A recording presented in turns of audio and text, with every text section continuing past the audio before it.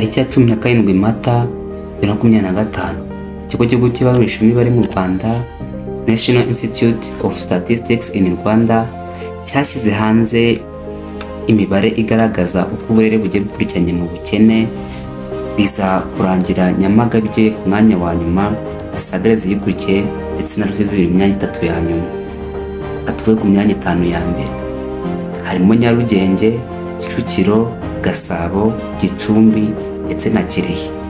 Nyarugenge kwaza ku mwanya wa mbere birumvikana kuko ari akarere gatuye mu mujyi wa Kigali mu mukuru w'igihugu cy'u Rwanda, kimwe na Kicukiro, Gasabo ndetse na Gicumbi nayo ikora kuri Kigali. Ariko se ni gute akarere ka Kirehe kisanze mu myanya 5 ya mbere kurusha ubundi burere bwose? Tugiye kubivugaho, tuvuge ku iterambere ryako, kuko ni akarere kari kure cyane y'umujyi wa Kigali, ni akarere kari kure bijyanye n'utundi turere twose, haba Gicumbi ndetse na Gasabo iri muri Kigali, na Kicukiro iri muri Kigali, na Nyarugenge iri muri Kigali. Dusubiye inyuma ho gatoya, akarere ka mbere ka Nyarugenge gafite igipimo cya 6.8, ndetse akarere gakurikiraho kakagira 6.9, kakurikiyeho ka Gasabo kakagira 11.1, akagizwe kakagira 13.3, akakeka kagira 14.2. Twebwe kwa muri 3 bwa nyuma twahereyeho aribwo Nyamagabe, Gisagara na Rusizi. Ubwo Nyamagabe ku 30 kafite 51.4, Gisagara kafite 55.6, Rusizi kafite 44.2. Mbibutsa ko agafite imibare myinshi cyane y'ubukene, ariko agafite imibare myinshi cyane yijanisha, ariko gakenye cyane, mbese agafite imibare mikeya akaba ariko gakize cyase gakennye gakeya. Uburere 16 ufite ubukene buri munsi y'ikigero cy'ubukene bafatiwe mu gihugu hose.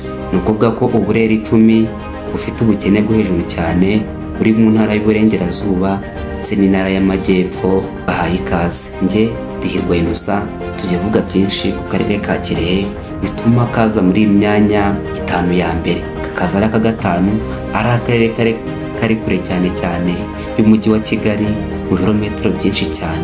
Bahaye ikaze, kadutangire mwiyumvira iyi ndirimbo.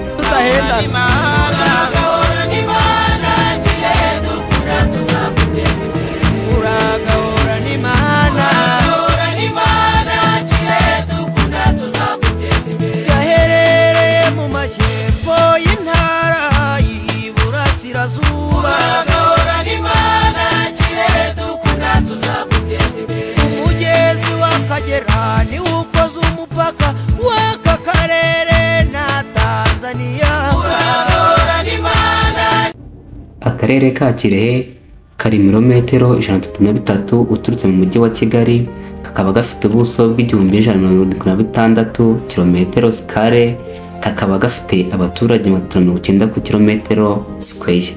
Aka karere kandi gahana imbibe n'uburere bubiri aribwo Kayonza ndetse na Ngoma. Aka karere ikindi gahana imbibi n'igihugu cy'u Burundi. Akarere ka Kirehe gahana imbibi n'igihugu cya Tanzania, aho icyo gihugu cyo n'u Rwanda bigabanwamo n'umugezi w'Akagera muri ako karere ka Kirehe. Aka karere kandi gafite ibikorwa byinshi tugiye kugarukaho, harimo ibijyanye n'uburezi, ubuhinzi, ubworozi, ubuvuzi, ubucuruzi n'ibindi byinshi cyane. Dutangirire ku buhinzi. Aka karere ni akarere gakungahaye cyane mu bijyanye n'ubuhinzi ndetse n'ubworozi.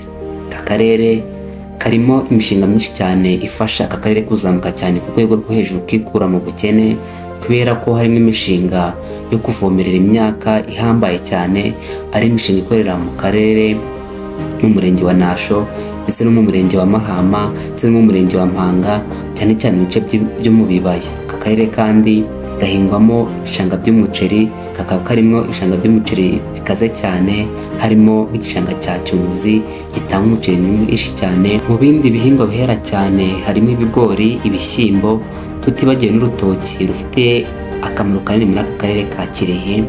Urutoki rukarindwa cyane cyane mu mirenge ya za Mushikiri ndetse no mu murenge witwa Gatore. Ikindi kandi aka karere gateye imbere mu buhinzi bw'imboga ndetse n'imbuto. Imboga zitandukanye harimo inyanya, hakabamo amashu, hakabamo za dodo, hakabamo imbuto zitandukanye harimo nk'ibitoki twavugaga imineke, hakabamo avoka, amacunga ndetse n'ibindi byinshi cyane.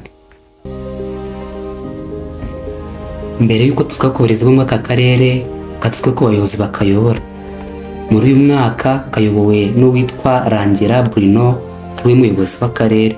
Akaba yarabaye umuyobozi w'aka karere ku ya tariki 22 z'ukwa 11 2021. Hakabaho Nzabatinya Modeste, umuyobozi w'akarere wungirije ushinzwe ubukungu n'iterambere mu karere ka Kirehe, Mukandesenga Janvier, umuyobozi w'akarere wungirije ushinzwe imibereho myiza, ndetse na Kamana Diane, umunyamabanga nshingwabikorwa w'akarere ka Kirehe. Atuvuye ku burezi. Aka karere gateye imbere cyane mu burezi, aho karimo university imwe cyangwa se kaminuza imwe yitwa University of Global Health Equity. Aka karere kandi karimo ibigo bya segonderi bikomeye cyane, harimo Rusumo High School, hakabamo Esi Nyarubuye iherereye mu murenge wa Nyarubuye. Rusumo High School yo ikaba iherereye mu murenge wa Kigina mu kagari ka Rwanero. Ikindi kandi wamenya mu bigo bihabazwa bikaze cyane harimo Akagera International School, ikigo gikomeye cyane,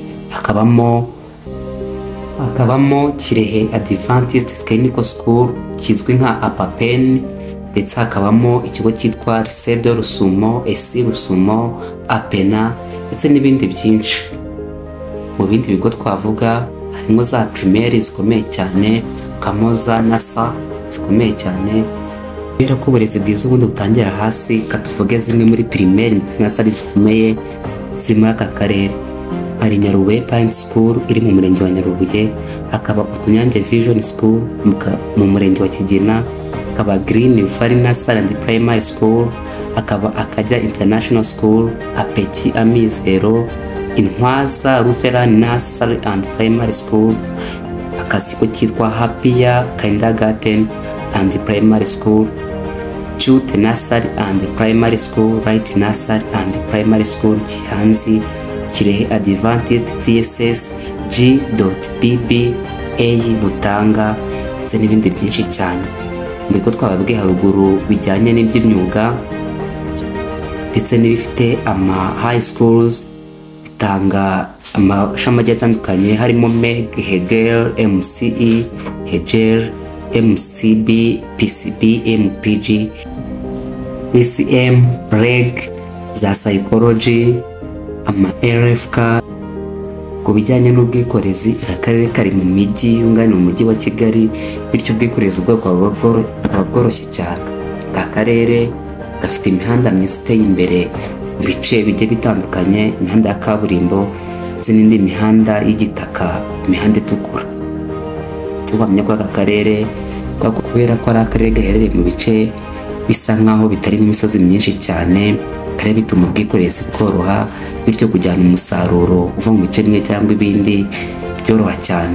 Dore ko ari akarere kanyuramo imodoka zituruka mu gihugu cya Tanzania zijyanye ibicuruzwa hirya no hino, yaba mu gihugu mo hagati cyangwa se n'izambukanya zigakomeza kujya mu bindi bihugu za Kongo ndetse na za Kenya ndetse na Uganda n'ahandi.